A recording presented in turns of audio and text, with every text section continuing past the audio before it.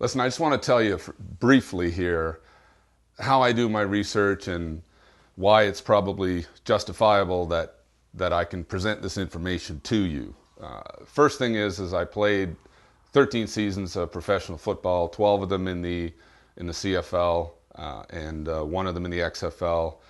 I was an all-star for a lot of those years, and I went to Acadia University in Nova Scotia, Canada, and I did an honors and a master's in political science there. I'm tweaking around and playing with a dissertation on mental side of sport leadership. A lot of my stuff is in youth.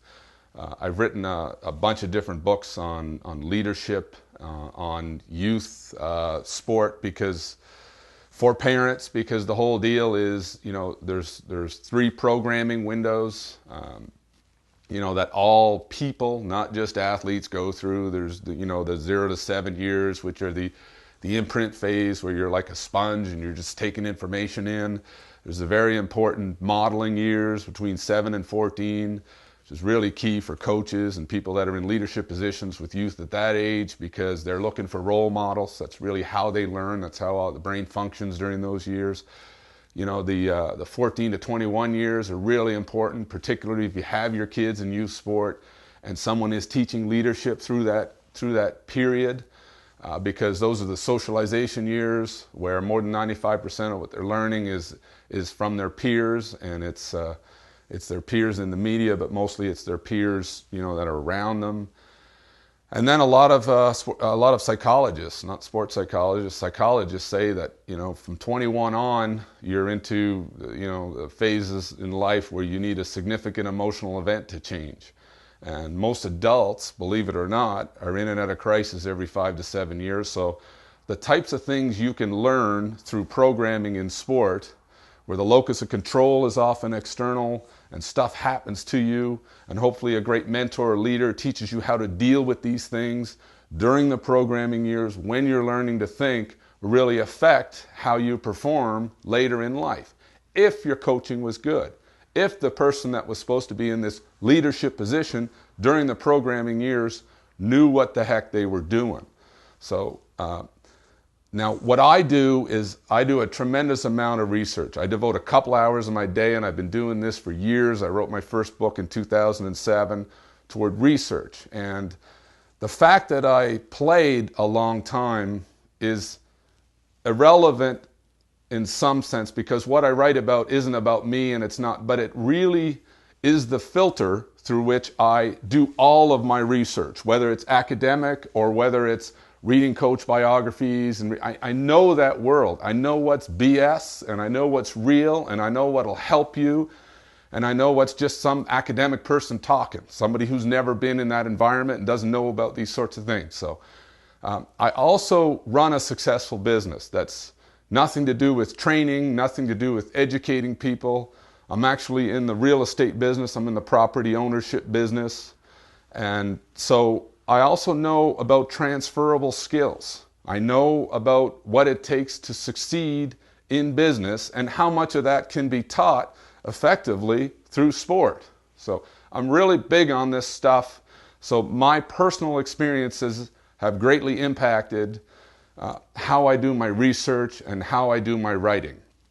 The last thing I want to tell you is I'm not one of these do-gooders who thinks that competition is bad. I think capitalism is awesome. I think competition, when it's framed the right way, can be incredibly helpful and incredibly effective way to teach people. The great Vince Lombardi, he was a good enough coach that they named the Super Bowl after him. It's called the Lombardi Trophy. That's pretty good. He used to say, and he was so often misquoted, he would say that winning isn't everything, that wanting to win is. That it's this notion of striving toward something that creates that passion and that drive and that desire. And then when someone frames it in terms of values, in terms of character, in terms of things like self-discipline and unselfishness and personal improvement and those types of things, but you have measurable results and you have accountability because of the sports structure around it, or in some cases the business structure around it. Those are the sorts of, that's how you develop people. That's why this stuff is important. If it's done poorly, you get terrible results. And if it's done well, you get amazing results. Take, for example, the great John Wooden. Almost everyone in the Associated Press, Sports Illustrated, Sporting News, all those people call him the greatest coach in history, right?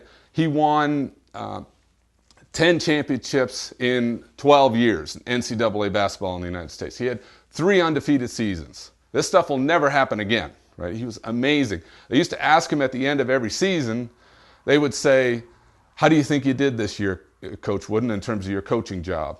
And he would always say, "I'll let you know in 20 or 25 years." Right? He understood that this is a programming experience. This is an experiential experience. The great coaches, the great leaders understand that they're in the personal development business.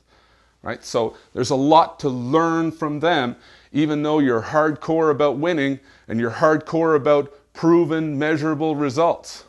The striving to win is incredibly important, but then you frame it.